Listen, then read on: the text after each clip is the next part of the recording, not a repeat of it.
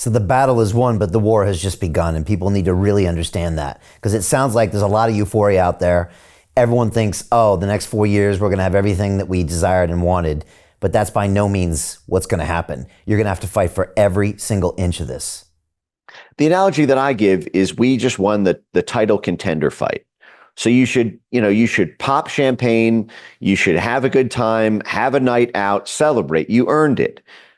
But it's not the title fight. Now you've qualified to fight for the title. Now you've qualified to actually, have the change and the legacy and the glory that comes from actually having that kind of real world impact. But so I think there is a necessary celebration. The fact is, we did stave off what may have been the darkest chapter in American history after the chapter we're now emerging from.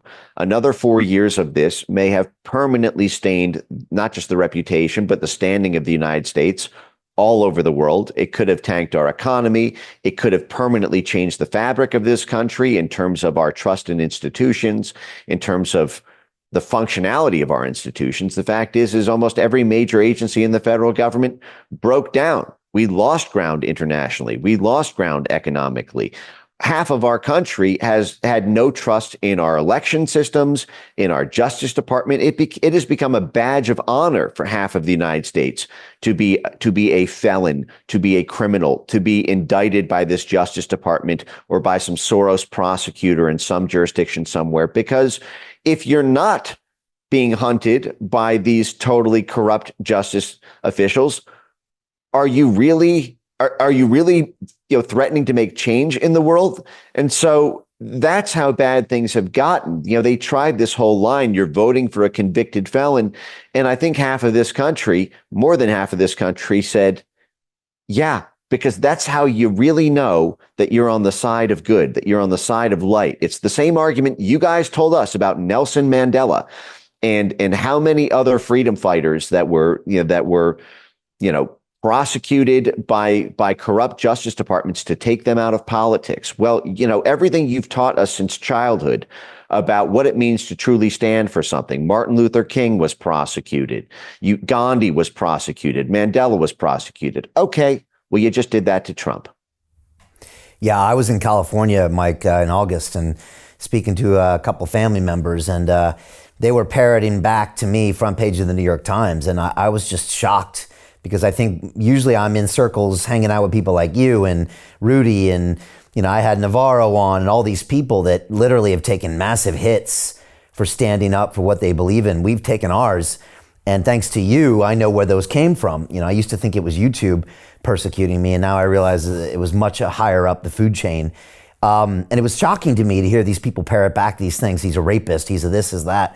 And funny enough, yesterday I thought about Mandela, and I did at the time, I didn't, but I would have been like, oh yeah, so Mandela spent 27 years in a prison. Was he guilty of those crimes? And of course, most people would say, well, of course not. He was obviously persecuted because of this and that. And yet, because censorship works, because the media gets inside people's heads, it's a very effective tool. And it caused most of the US to think this was a 50-50 race when it never was.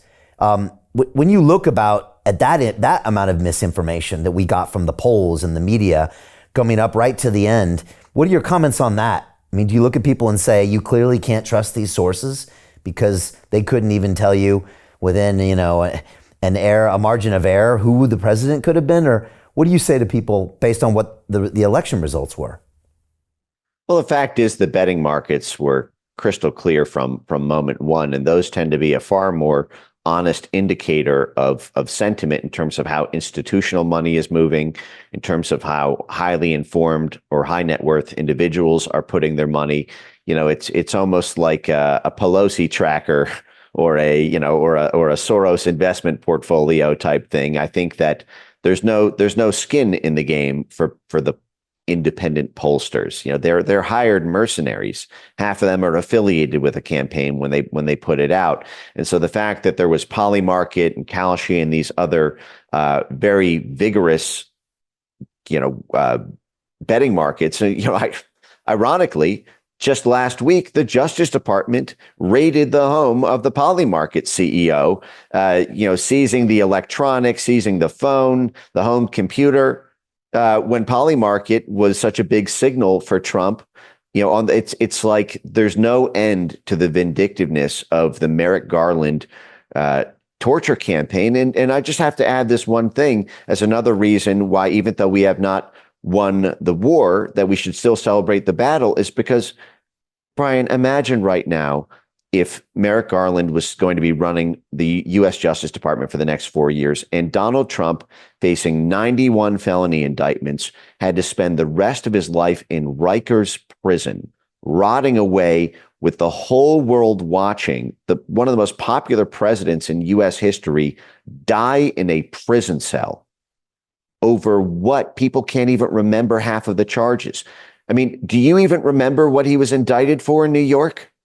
Does anyone? Do you think if you were to ask right now what he would be sitting in a Rikers prison cell, rotting away as the rest of world politics plays out, as the Ukraine war plays out, as the Middle East, and meanwhile, the 45th president of the United States is in solitary confinement and nobody can even remember the crime?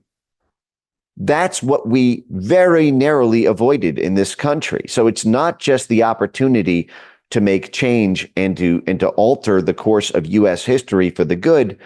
It's the fact that our country was very, very close to death. Hey, I know investing in crypto is scary. It takes a real leap of faith because there are so many scams, rug pulls, and bad actors out there. It's a dangerous business, which is why 95% of people lose all their money. Well, that's why I created the London Real Investment Club, so you can access the hottest deals on the planet and use the crypto bull market to create the generational wealth that you deserve.